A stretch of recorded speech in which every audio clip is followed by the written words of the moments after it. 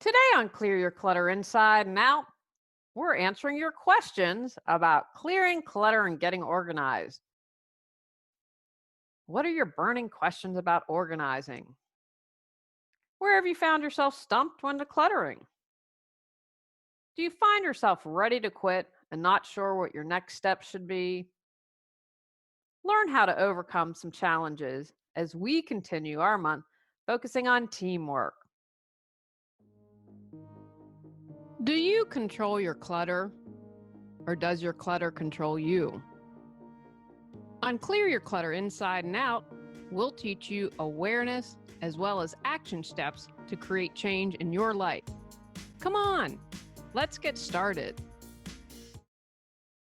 Happy 350th episode, Clear Your Clutter Inside and Out. The huge milestone came a little bit earlier because I did a couple of the special Corona Files episodes. I just want to say thank you to all that watch and listen, whether it's on iTunes or Google Play or watching on YouTube. I'm very appreciative of it. If you've been enjoying it, I'd love if you'd share an episode or rate and review and spread the love. This has been a complete labor of love for me.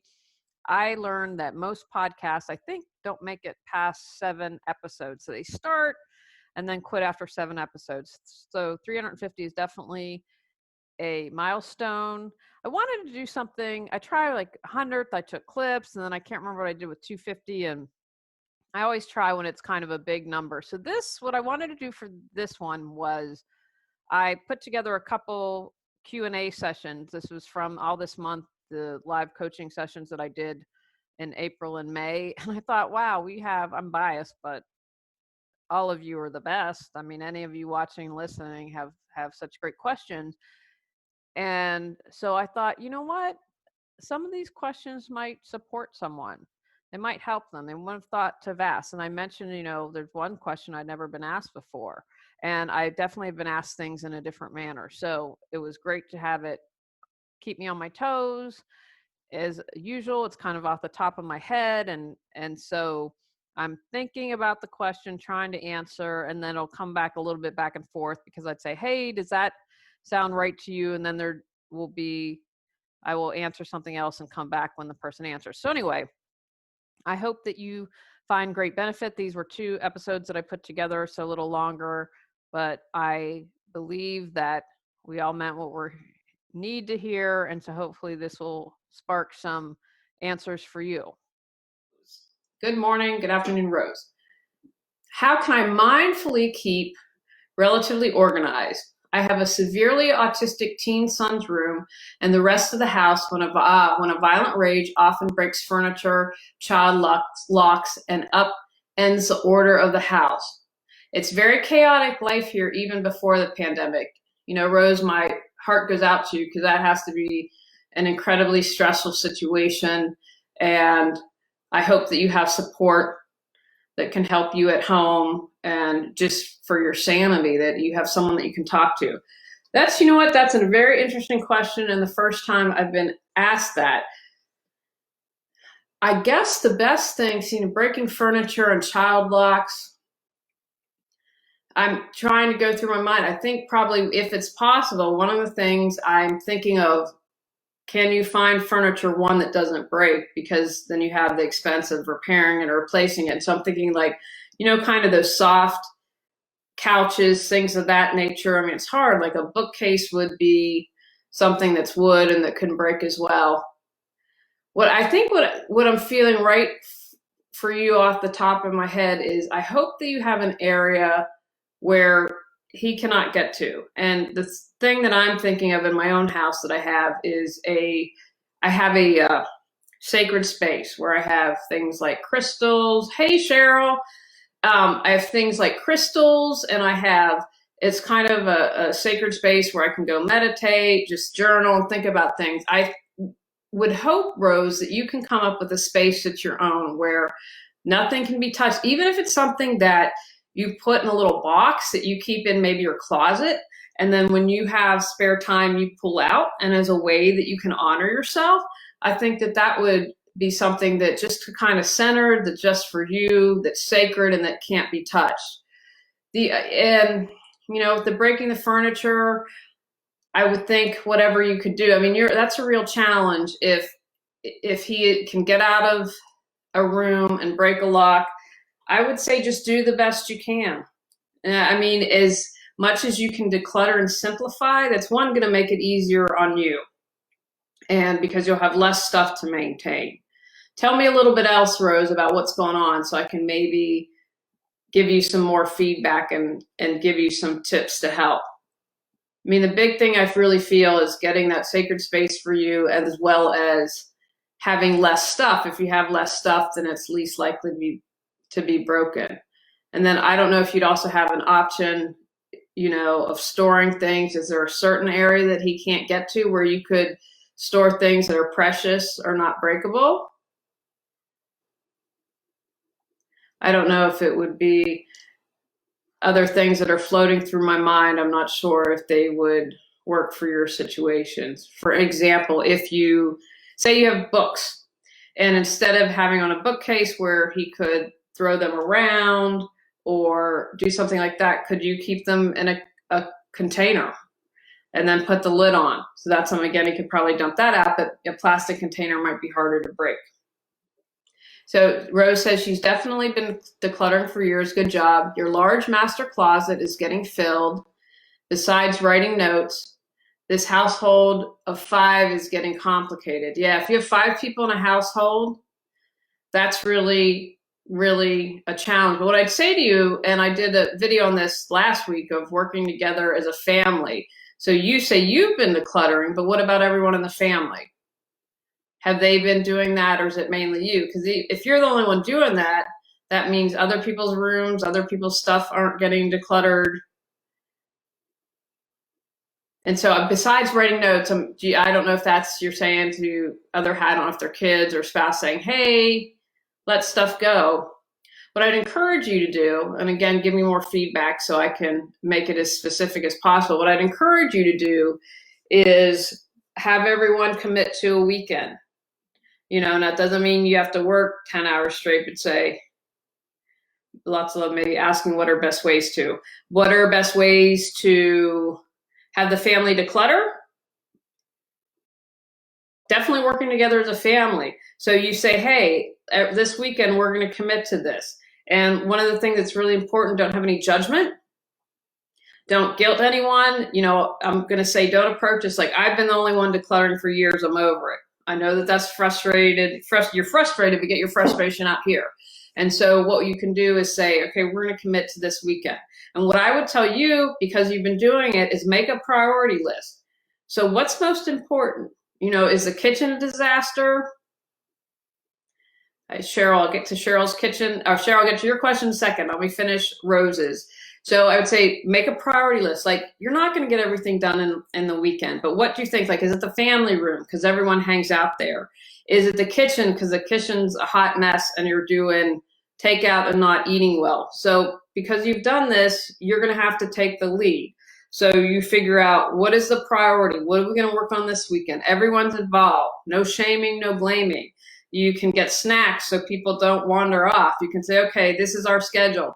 10 to 12, we declutter. We take a half an hour break for lunch. Then we declutter 12:30 to 4, take another little break, set up a schedule, and then set up a game plan. And so, for instance, you might say if you're doing the kitchen, then you say that any expired spice goes, any expired food in the cabinet goes. And so that way you have a parameter. So we don't have to spend time like, oh, should we do that? Nope, mom said it's expired, let's let it go. And that you would set those parameters. And I'm going to answer Cheryl's question, and then I'm going to see what she has to say, and then stew on those rows and give me some feedback. And if I was tackling what you're looking for. Cheryl says, I'm the most impatient person I know. Selling my house and moving to Las Vegas made me crazy. My patience has improved and I'm growing by leaps and bounds. I no longer grit my teeth, lose my temper, and I'm learning to talk things out. That is awesome. That is awesome, Cheryl, because you'll have to, if you're interested, listen to the first part, because one of the lessons I learned about myself is my patience in some area is the example I used was someone that posted something factually incorrect. They said no COVID deaths had happened in North Carolina. And I'm like, that's factually wrong. And I'm tired of people not willing to do research or think on their own. And I'm done with people who spread misinformation. So that is huge. No longer. So congratulations. That's really good. I'm very proud of you. You are doing a great job, and keep with that. And I think selling a house and moving would make anyone crazy. So kudos to you. That's very awesome. So I think that's great. I think it's really important. And that's one of the goals that I hope. I know since it's been almost 2 months, I'm getting a little stir crazy, and I still go out to the grocery store once a week, and we've just really limited everything. And until my breathing gets better, not exercising. But I just hope, so I understand that people are getting stir crazy. I just hope, and why I wanted to do this, talk about this today, is because I see people getting stuck, not moving forward. And again, no judgment, but my hope is, and I shared this in one of the earlier episodes I did about this, my hope is that when I was laid off when I lived in Los Angeles for 9 months, and I feel like I couldn't move, and I feel like I spun my wheels for 9 months. I think I was unemployed for 9 months. It was a big chunk of change. And so I didn't want anyone else, when I learned from that lesson, like I never want to do that again. And so my hope is that people, instead of staying stuck or not doing anything or just being out of sorts, can step back for a moment and have some clarity through all this. I do not discount that people are struggling. I do not discount the challenges of everyone, but that's about, to me, finding, well, what good is coming out of this situation? You know, families are getting together to more, there's less pollution.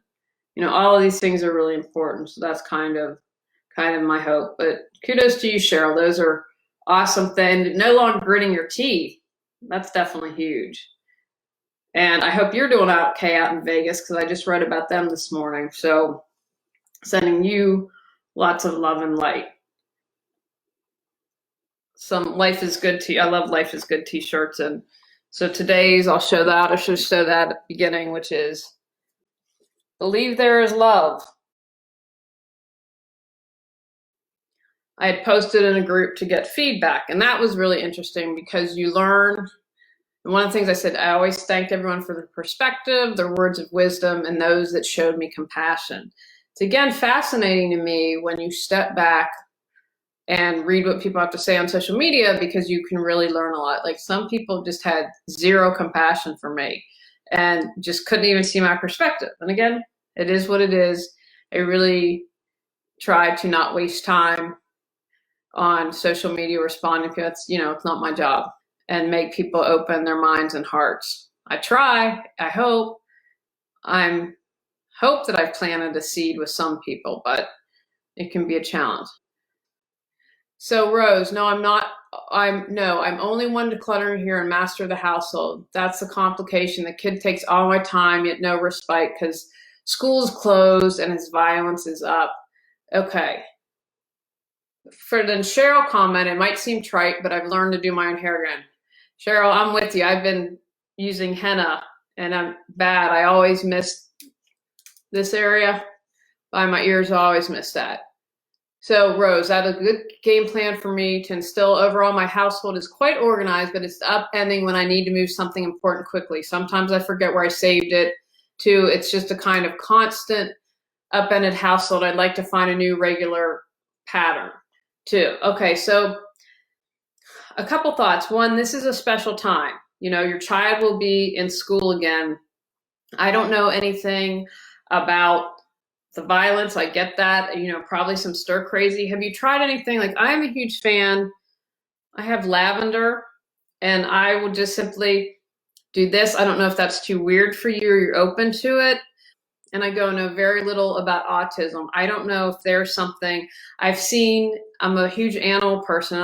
We just had the animal adoption I did. I believe the young man was autistic, and it's really wonderful because she shares pictures, and they adopted the cat, and the cat and this young man are best buddies. and they sleep together, and I've seen this with dogs too, that they really have a calming effect. So I don't know if you're open to anything like that, but I'll share those thoughts. And again, Cheryl, awesome about the hair. I think that's amazing. Rose says, this is a good game plan for me over house is quite orange. When you need to do something important, move something important, you forget where you saved it. So something that you might want to do. So again, you have to understand that this is only temporary. I don't know if school's ended and you'll do something in summer, but then create a map. Like what I always suggest to people is, I don't know if you can pack up things. Something that might help you in a temporary situation is packing up things and putting them in the garage and labeling them, and then creating a map. So I know in the garage, we just have like a shelf, but I know that those have Christmas decorations. They have empty boxes like for our TV.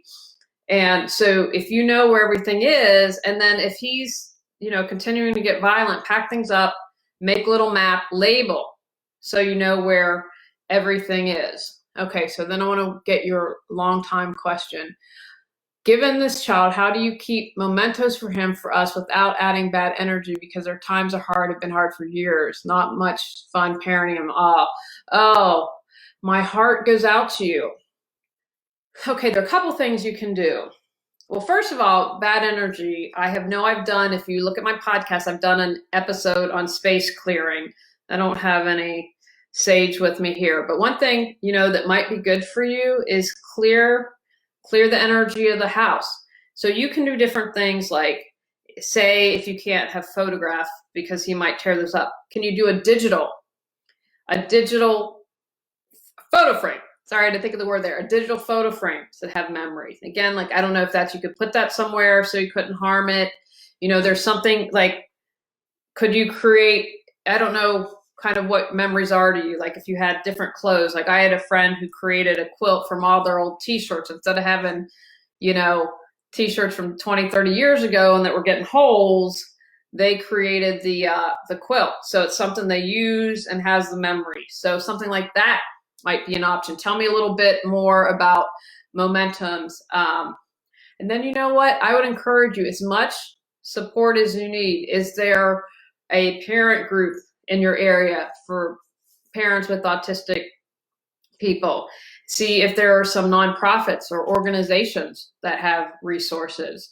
And then, I'd encourage you to, maybe there are people that I have, and I interviewed someone, and if you go to my YouTube channel, it should still be there. And they talked about finding the gifts of autism and the gifts that people bring, and kind of switching that thinking. So maybe that will help you. It's not to diminish your problems by any stretch of the imagination, but just perhaps as a different perspective. So let me know a little bit more about mementos, and we'll talk about that. And so Cheryl, doing good, living in a condo the size of a postage stamp requires so much patience. Gosh, I bet, especially now. I wanted to come out and buy a house and be done. I took my son's advice and decided to wait until things settled. It was a huge concession. Got here the day before the shelter in place. I had a meltdown, which was selfish, took many steps back. Okay, I don't think that was selfish at all. You're human. I had a meltdown the other day and I was like, it's been almost 2 months. I'm going to cut myself some slack. So I encourage you to cut yourself some slack. First of all, it's a huge Colorado to Las Vegas. Any move's big, but that's a huge move. It's not like you were, a drive away in 45 minutes like I did. So cut yourself some slack. You then, the day before shelter, come on, you're in a new place. You're in a really confined space. Be gentle with yourself. You're doing a good job. Do you speak kindly or critically to yourself? Are you always trying to control people, events, or outcomes? How supportive is the company you keep? Ready to release stress and embrace tranquility? Get control of your clutter so your clutter doesn't control you. Reclaim time, money, sanity, and resources. Emotional Got Clutter 365 journal prompt supports you in clearing your emotional clutter. Free gift with purchase to support you even more in your journey to declutter your life. Okay, so then Rose, the scent distraction is so clever. He likes to smell perfume, gets up close and personal. Oh, so that's good. And you know what? I'm just going to tell you the essential oils I use. This is one that I found in the store now, but I don't know where you're located, Rose, because you can order them online, but they're called Eden's Garden. And I like Eden's Garden because it's not a multi-level marketing setup. And again, people do that. I respect it. It's just not for me. And so they're really affordable. Well, that way, especially if you know what kind of scents he likes. And they have, well, this is the one I recommended at the beginning of this. So it's called Thieves. And I made hand sanitizer with this. And it's, I believe, on Eden's Garden called Fighting Five. And I know I've read things that people are like, essential oils, homemade sanitizer doesn't work. I don't take that point of view. The Thieves and Fighting Five were the oils that they used during the plague. And so when they had to get the bodies, they put these oils and, put their handkerchief on and go out and were able to not die. So check out Eden's Garden. I think that that's great. And, they're really inexpensive and I think they're good quality oils. And then that way, and they actually just did you can get on their email list and they did a little blog post, which I need to read, but it was like, how can you make sure you're getting a good quality oil? So I thought that that was really interesting. But yeah, definitely try some different scents. Let me know, Rose, if those suggestions help. And Cheryl, I hope you are being kind yourself. And tell me what else is going on. These are tough times. You have to cut yourself some slack. I think one of the reasons I shared my meltdown yesterday publicly, because I just needed someone else besides my husband to say, it's okay. You know what? You're human. And I tried the best I can, and I try to be a good human, and I try to learn, and yada, yada, yada. And I'm not perfect. I'm perfectly imperfect. Phil Shipley, my friend from high school. Hey, Phil. Phil is a firefighter. So thank you for your service. When I move to Wheeling, I want some of that good Greek food I always see you cooking and sharing when I'm on Facebook. A friend from high school. Actually, Phil and I have known each other, I want to say since grade school, but then I might be wrong. Sometimes I can't think of things. So from Rose.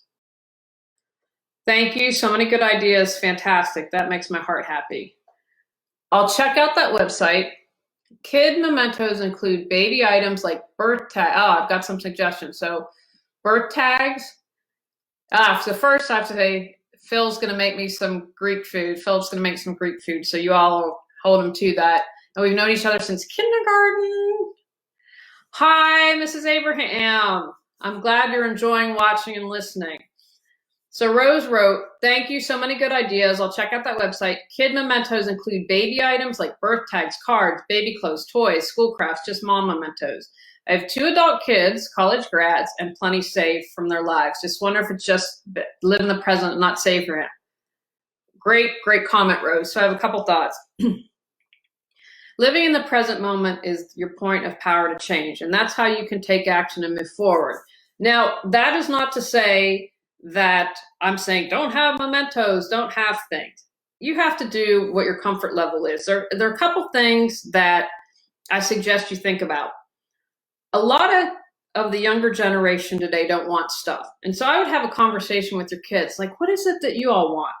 What is it that you want from this? Do you want all this stuff or should I let it go? Now, I always love shadow boxes where you could create a really cool, I had a client that sadly lost a baby.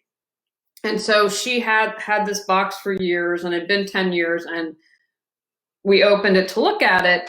And, she at one point was able to give the crib away and went through that process. But what we did was she had some baby clothes, she had some hair, and create a really beautiful shadow box.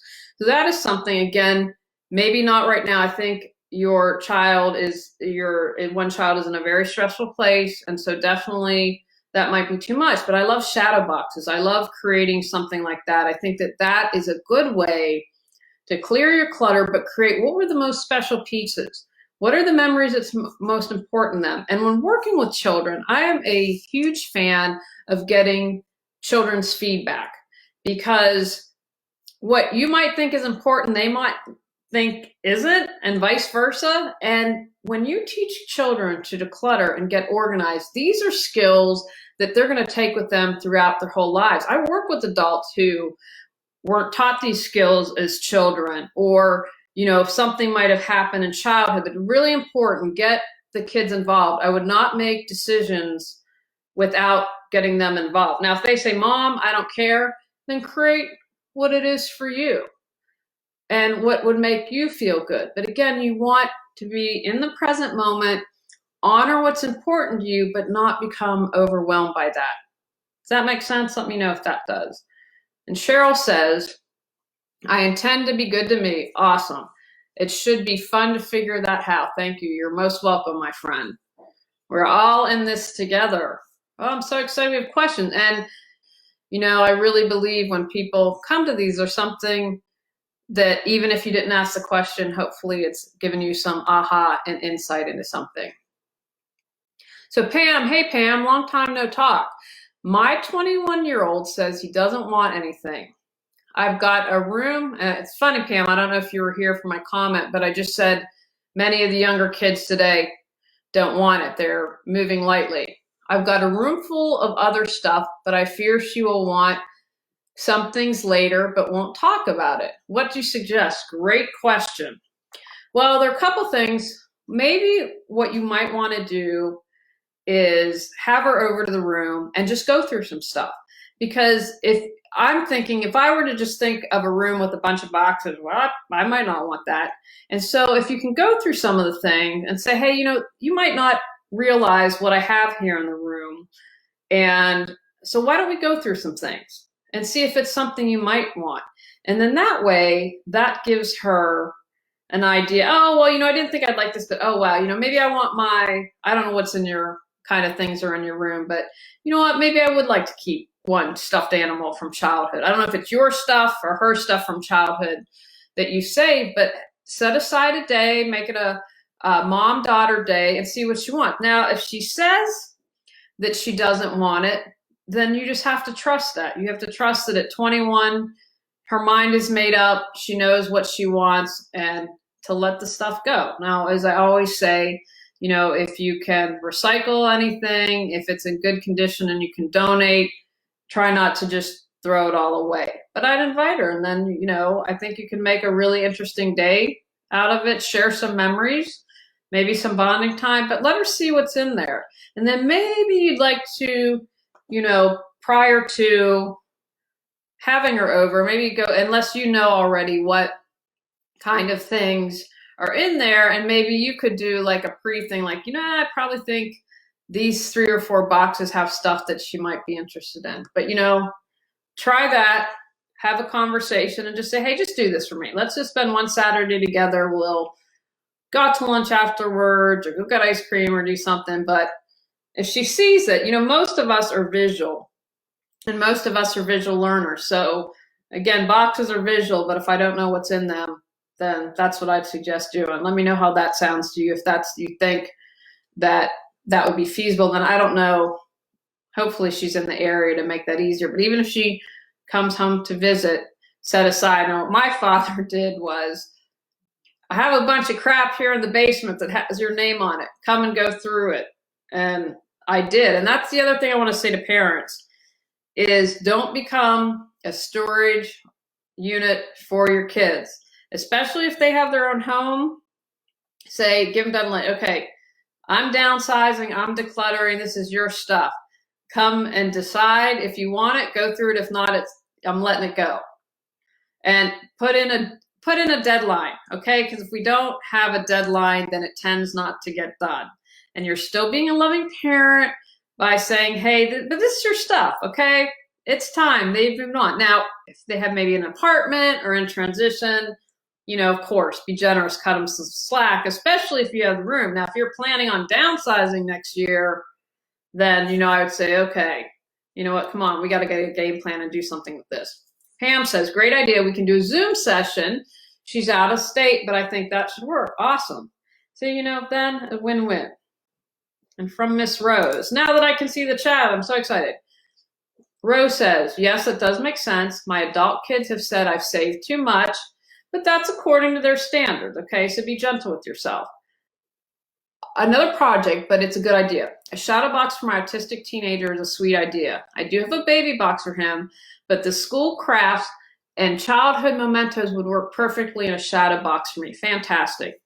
Carefully packed away till it's safe to display. Good. Perfect idea for me. A project in homage to his childhood. I like that a lot. Yay, this is making me so happy. You've been so wonderful to me today. I so appreciate the help and love your podcast. Have listened to every single one. Thank you. You're most welcome, Rose.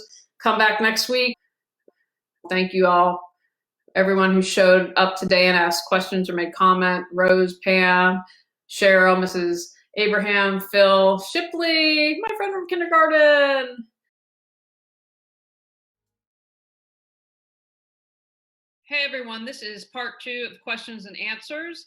It was from the episode that I did on talking about obstacles that people face and challenges when they get started organizing at the beginning or during. And so these were the questions and answers.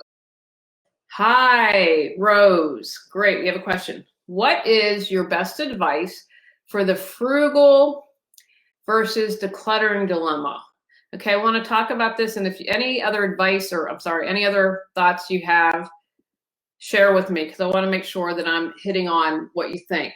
So for frugal, I consider myself pretty frugal in some areas. In other areas, probably not. I would say that, one, that's a good question.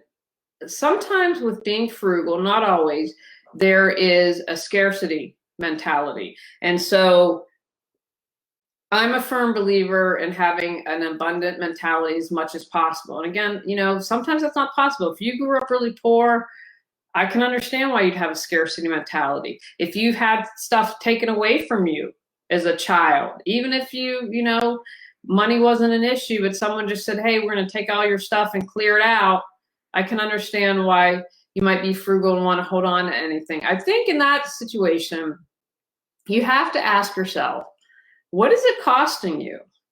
If you say in a marriage, have one partner that's frugal. Okay. So Rose added saving things to be frugal long-term. So versus decluttering. So you have boundaries and order. Okay. That's good. So what I would say is, one thing that I say a lot to my clients is trust that you'll get what you need when you need it. Now, of course, that's easier said than done. But if you have stuff that's been taking up space for years and you haven't used that, what is that costing you? And again, I would ask yourself and anyone else in the family. So if you're the one that's not frugal, collecting anything, it's costing you peace of mind. It's causing stress in the relationship, and you don't know how it's affecting other people. So that is about reaching a compromise and finding a middle road if you're with someone. If it's just you being frugal, then you have to remember, when you have clutter, it not only takes up physical space, but it takes up the energetic space. And so you can't call into your life what you want. And this is just take a moment for self-examination. What is it that maybe you've wanted to start a new class and learn a new language, or maybe you want to start painting again, you want to have a creative endeavor. When you have all that clutter in your life, you can't start it. Energetically, everything's really packed, and that doesn't allow room for the new stuff to go in. So if what I would say is, it might be a challenge to all at once be like, I'm done being frugal. I am completely done, and I'm going to be able to do all this. So start small. If you are someone who saves everything, and I know I'm green, and the challenge can be like, I go nuts when my husband, not completely nuts, but when my husband doesn't recycle the toilet paper tube. I'm like, come on, just put it on the little window next to the toilet and I'll recycle it the next time I go out, because I'm like, you need to recycle everything. So I tend to be rigid about that. I'm working on that.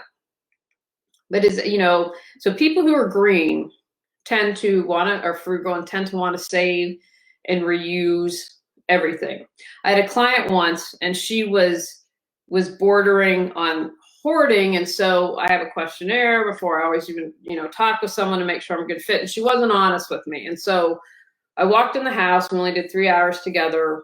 The good news was she had found what there's one particular item she'd really wanted to find, but it had gotten to the point where her children had said, we're not going to bring the grandkids over because we don't feel safe with them. And so she had gone onto the hoarding website and said, well, I think it said if you have 16 inches from the wall, you're a hoarder, but mine's only 15 inches. So, you know, there's that whole other thing. But there was a service around here, or where I used to live, and he would take everything and he could sell what he could. He'd donate to nonprofits, recycle what he could. It was a really great service and it was free. And he came to pick, and I said, call him, he'll take what you declutter. And so she said, you know, he wouldn't take it. So I said, well, let me reach out to him. I have a relationship with him. And what he told me, he said everything was junk. It had deteriorated so badly. He said, I can't use any of it. I can't sell it. And because he has to think with his time and money and truck and what he pays people, is it going to be worth it to him? And so in that case, it wasn't worth it. So people agreeing tend to, not everyone, I don't want to make a blanket statement, but again, they're so passionate about recycling and reusing and all that, they tend to get in that. So if something's really rusty and worn out and can't be saved, you don't have to do anything, but you know, people probably aren't going to accept it. So that's, again, taking the time. Is it a fear? What's it a fear of? And then trying to dismantle that fear and seeing perhaps other actions that you can take to help declutter. But if it's one area, I think, especially if you are in a relationship, if it's one area where you tend to be really frugal and not throw stuff away, if you're in a relationship, you need to balance that. Even if with yourself, you can say, okay, I can live with that. But the problem we get to is it everything. Does that make sense? Is that helpful? Let me know about that. And let me know if you have any other questions. I think that that's a very good question. I know that that can cause a lot of stress. One of the things that I have that has helped me is a mantra I shared earlier: trust that I'll get what I need when I need it. And that I ask myself, well, who can get better use out of this? You know, books are the hardest things for me to give away, but I love libraries. And so I know a book that I'm letting go, the library doesn't have to pay for that book. And yes, from Rose. Perfect. Glad that was helpful. Let me know if you have any other question. But for me, giving books, I know that the library doesn't have to spend money because I've loved the library since I was a kid, and so that someone else can read the book. And so to me, that's a win-win. And so maybe for clothing, in Raleigh, they have a store where you can donate clothing and the proceeds help battered women. So if you are stressed out or it's a challenge for you to let go of your clothes, maybe you find somewhere like that, you know, okay, the sale of my clothes are going to help women who are battered. Because a lot of the times, you know, those women don't have anything, might have to leave in the middle of the night with just a suitcase. So find something like that might help motivate you. Well, I'm going to help someone else, or whatever your favorite charity is. So you know that what you're doing is doing good and supporting people. I mean, I know that always is something that helps me. We declutter when we let go of what no longer serves us. Not only does that help us, but it supports other people, because you are an example. Hey, look, I decluttered. Look how the energy shifted. Look what I'm doing in my life now. Look what I was able to create. When you do that, you show people, and I believe, even though it's usually not spoken, you give other people permission. They say, Rose did that, now I can. And again, you might not even have a discussion about it, but that's what motivates me to keep doing this work, is to have people sharing their gifts with the world. I think that is absolutely what is most important to me, and what gets me excited and what gets me going in the morning. I know it's a challenging time. You know, I mentioned at the beginning, maybe now is not the right time for you to be decluttering and getting organized because you're mentally spent. It's, you know, I was thinking about it the other day, and one thing as I've gotten older is I believe in the and more than the but.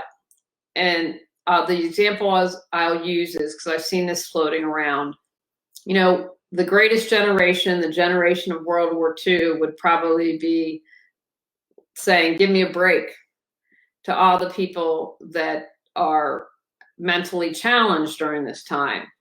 That's a true statement, because they probably would be and instead of but, because remember, but we're like kind of stopping.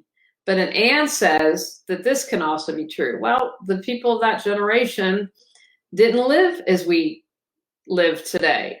And so it's kind of hard to compare apple to oranges and saying that people are lame because they're having mental challenge isn't fair, and it isn't true because they didn't live in the same time period. So things have changed. And so I just encourage you to remind you that, judge less and live more. So Rose says, I've been interested in minimizing like a minimalist household, but it was too rigid. So good you notice that. What is your advice for good, strong boundaries that minimize and make big impact, but not be one a religion, like a strict format that many minimalist theories presented? Oh, well, first of all, Rose, thank you, because I didn't realize, I see the one guy, what's his name? Is it Josh? Someone who I've sometimes seen his stuff pop up, and I never saw anything religious related to that. So that's really interesting. So that's a great question. I think that you can have, again, like if you are dealing with the household, that's much different because you have other personalities and challenge in dealing with people as opposed to just what is, if it's just you, because it's a lot easier sometimes if you're the only one making decisions, you don't have to compromise and negotiate. So what I would say is, first of all, and I mentioned, I don't know if you were at the beginning, I talked about being rigid is one of the things that can stop people from decluttering because you have to follow all these rules. It can get frustrating. What happens when the rule doesn't fit? The example I used was someone said to me, you only touch one piece of paper once. That I've found personally that's not to be realistic. But if you're trying to do something, that could be just like, I'm done. So what I would say is create your own set of boundaries and your own set of rules. So what does being minimalist mean to you? Because you and I might have very different things. So an example I'll use is I love to travel. I love to travel and I love to get back home because we are kind of homebodies. But one thing when I travel is I always get street art. I like to support the local artist, and they're well within my budget. I'm not going to spend $1 bazillion on art. And I love it because they capture the vibrance of wherever I am. They capture the feeling of what I'm looking for. So that's one thing. So a minimalist, in quotation, might be like, yeah, no, you have way too much artwork. And so that doesn't work for me. And I would not call myself a minimalist, definitely. I declutter a lot and I go for more and more. Like I have a friend that I would call minimalist. He has 2 bowls, 2 plates. I think he has more than 2 glasses and 2 sets of silverware. I'm pretty sure I know about the bowls and plates. No, I don't do that. Like we have people over. I like cooking. I like entertaining. So I'm never going to have 2 bowls and 2 sets of everything just for my husband and me. So what I say is, what makes sense to you? Like for instance, my art, I'm never going to take art off the wall. And I think where I get tripped up also is when I see the minimalist stuff, it just looks bland and dark and there's no color. And I don't know if that's on purpose or I just haven't Googled enough, but I don't like that. I like color. I need vibrancy. I think that that's something important to me. That's what the artwork does. And so what I would say to you is what's important to you. So I am not a minimalist in art. I'm trying to think. So, but like I mentioned at one point, like I have 1 bookcase and that is what my parameters. I don't want more books than fit in this case. So pick areas, define what being a minimalist means to you, and like figure out what areas can I really be a minimalist in. Is it books? Is it entertainment? I'm looking, we also have a china cabinet in here. And so I have a set of dishes that if I break them, I'm good to go. And I have others like when we have over for entertaining, but I've had people before where I need to use just about all my dishes. So my husband would say I'm not a minimalist when it comes to cat stuff, although I have a moratorium on cat trees. We have 1 cat tree per cat, I believe. So that was something I'd say, okay, they have enough. And I joke about that, but I had to say, okay, The cats have enough balls to play with. So figure out what it means to you. What areas can you really be a minimalist in? You know, my husband, for example, when we downsized last year, he gave away a lot of tools because I think he had one thing that cut tile. He said, you know, probably not going to cut tile again. And we knew where we were moving, although we'll see where we end up, as our plan wasn't the plan to move, but we are going to be moving next year. So he let that go, but he uses all the other stuff. So I'm like, you know, don't give away the stuff you use. That's kind of crazy. But he's gotten much better at really paring that down. So if you use something, or, you know, I mentioned my mom loves nutcrackers. I didn't mention that yet. And they bring her joy. So she has a lot of nutcrackers in the home. Well, then that's okay. That's something you put out once a year. You take care of it, you know, but maybe she's not interested in minimalizing that. But define what it means to you, and then set the parameters. And then when it comes to making boundaries, you know, that's what you have to be consistent with your boundaries.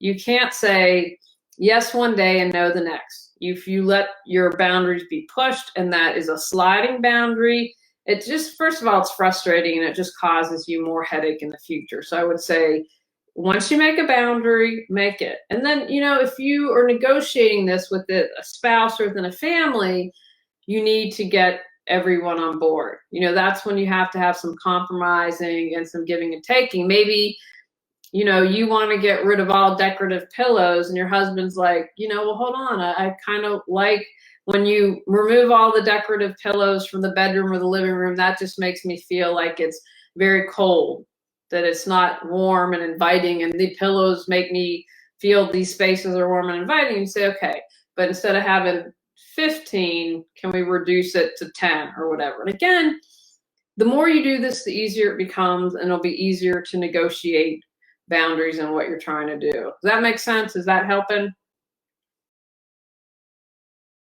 Overwhelmed with stuff, can't find what you need when you need it, tired of wasting time and energy maintaining your mess, longing for peace of mind? Get control of your clutter so your clutter doesn't control you. Reclaim time, money, sanity, and resources.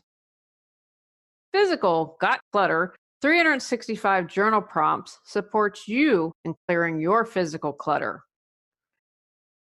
Free gift with purchase to support you even more in your journey to declutter your life. So Rose says, yes, thank you.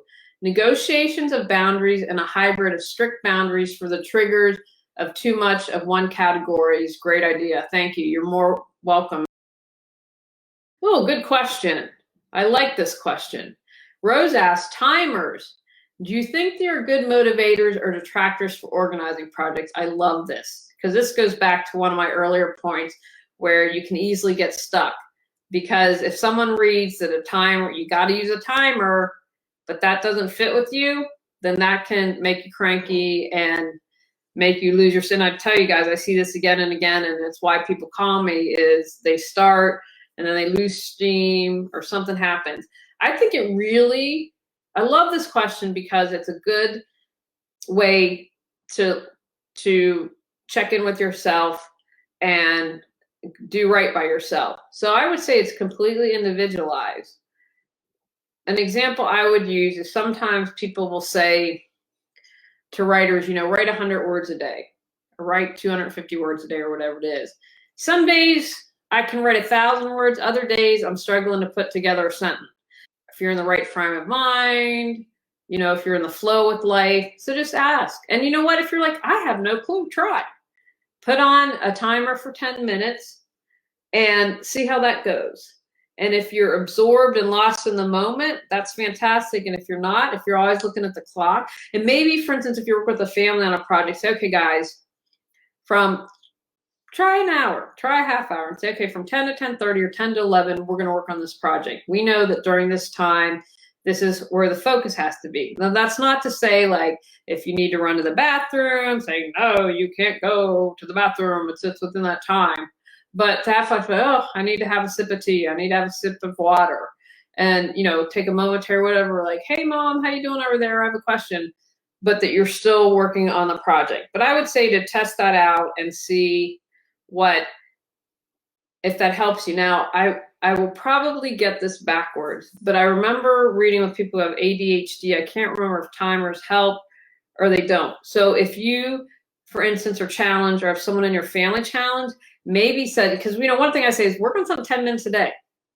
That adds up to, I think it's almost 61 hours in a year. So you can, if you do something for 10 minutes a day, that ends up being a huge chunk of time over a year. But if you have someone who is challenged to focus, they can't sit still for half an hour, then do it and try 10 minutes and try time to say, okay, I know you can do this. We're going to set the timer for 10 minutes. We're going to set the timer for 5 minutes. And this is what I want you to work on, and then go from there and see.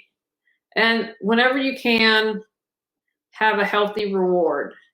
Do something then, say, if we get through this, then this is what our reward is. Maybe we go for a walk outside. Maybe we get an ice cream cone. Maybe we play a game of the family. Now, I like rewarding myself for a bubble bath. That's one of the easiest things, or just sitting outside. Now that I've worked and done a lot in the bedroom, then I was able to say, okay, this is what I'm going to work on. This is what I'm going to do. So if I get it all done, then I can say I've done my part. Please sit down with me and let's go through your dresser, which we'll take, and your workout clothes that are underneath the bed. That's the only thing he's going to have to go through in the bedroom. But because I've done it, it's a little clearer, and that's what I'm talking about, that energy.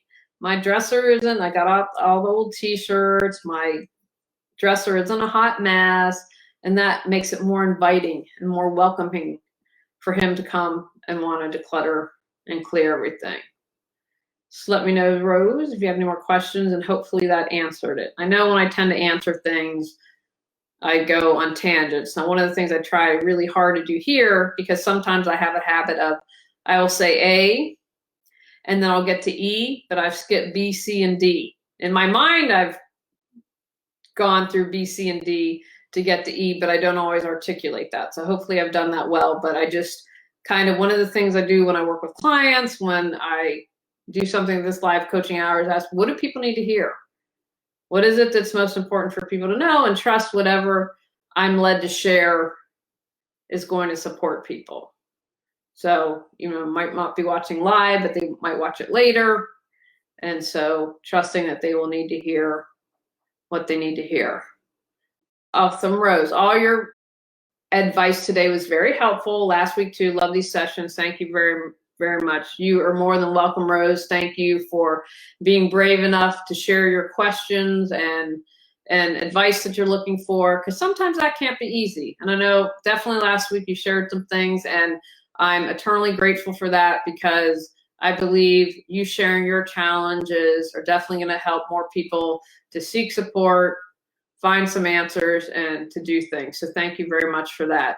So everyone is doing the best they can in these challenging times. Try to find the opportunity, the good, how you can be grateful.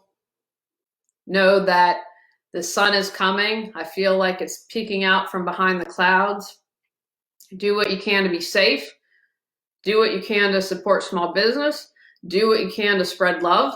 Do what you can to check on each other, love one another to the best of your abilities, and do what you can to be a helping hand to someone. We're all in this together, and the more we realize that, the more we'll be able to get through it. But we will see the sun shining again, I promise, and we'll be able to get outside, walk again. I think we're having a new normal, and I think that that's okay. And my hope is that we'll have a lot more good come out of this eventually.